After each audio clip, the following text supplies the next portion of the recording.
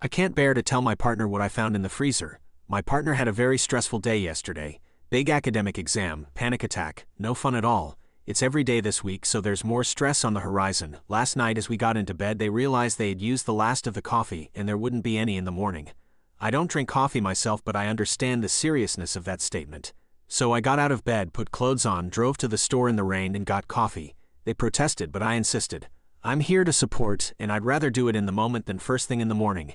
It's honestly not that big of a deal. When I got home and put the extra beans in the freezer, I saw the previous pack of coffee beans in the freezer, ready for the morning. I combined it with the new bag and threw away the evidence.